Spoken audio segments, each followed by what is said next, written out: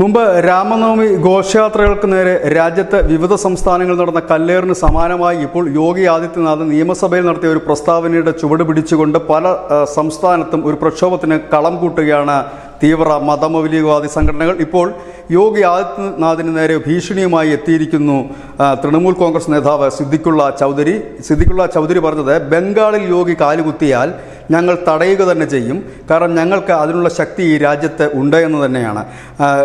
ഈ ചൗധരി പറഞ്ഞ മറ്റൊരു കാര്യം, 800 വർഷമായി തങ്ങൾ നിസ്കരിക്കുന്ന ഒരു പള്ളിയാണത് ഗ്യാൻവാപ്പി, അത് വിട്ടുതരാൻ കഴിയില്ല എന്നാണ് കൊൽക്കത്തയിൽ നടന്ന ജാമിയത്ത് ഉൽ ഇമാ ഹിന്ദ് റാലിയിൽ ഈ ചൗധരി പറഞ്ഞിരിക്കുന്നത്. ഏതായാലും ചൗധരിയുടെ പ്രസ്താവന ഒരു വലിയ വിവാദമായി തന്നെ മാറിയിരുന്നു. കാരണം തിരഞ്ഞെടുപ്പ് അടുത്ത് വരുന്ന വേളയാണ്. തിരഞ്ഞെടുപ്പ് അടുത്ത് വരുമ്പോൾ സ്വാഭാവികമായി യോഗി ആദിത്യനാഥ് പശ്ചിമ ബംഗാളിലെത്തും. യോഗി ആദിത്യനാഥിന് 5% പിന്തുണ ബംഗാളിൽ ഉണ്ട് എന്ന് ഈ അടുത്ത് നടന്ന ഒരു സർവേയിലും വെളിപ്പെട്ടതാണ്. അങ്ങനെയുള്ളൊരു സാഹചര്യത്തിലാണ് യോഗിയെ തടയുമെന്ന് ഒരു വെല്ലുവിളിയുമായി വന്നിരിക്കുന്നത്. കഴിഞ്ഞ ദിവസം നമുക്കറിയാം UP-യിലും ഉത്തരാഖണ്ഡിലും അടക്കം നടന്ന ലഹളകൾക്ക് പിന്നിലും ഇത്തരത്തിലുള്ള കുത്തിത്തിരിപ്പുകൾ തന്നെയായിരുന്നു. ഏതായാലും രാജ്യത്ത് ഒരു വലിയ കലാപം ഉണ്ടാക്കാനുള്ള നീക്കം ഇപ്പോഴും തുടരുന്നു, ഇല്ലെങ്കിൽ ഇപ്പോഴും നടക്കുന്നു എന്ന് വേണം നമുക്ക് സംശയിക്കാനായിട്ട്. പോപ്പുലർ ഫ്രണ്ട് അകത്തു പോയി എങ്കിലും അവരുടെ സ്ലീപ്പർ സെല്ലടക്കം മറ്റ് ചില ഭീകരവാദ സംഘടനകളടക്കം ഇല്ലെങ്കിൽ ബംഗ്ലാദേശിൽ നിന്നുള്ള നുഴഞ്ഞുകയറ്റക്കാരടക്കം അത്തരത്തിലേക്ക് ഒരു നീക്കം നടത്തുന്നു എന്ന് ഇതിൽ നിന്ന് മനസ്സിലാക്കാൻ കഴിയും. News desk news India Malayalam.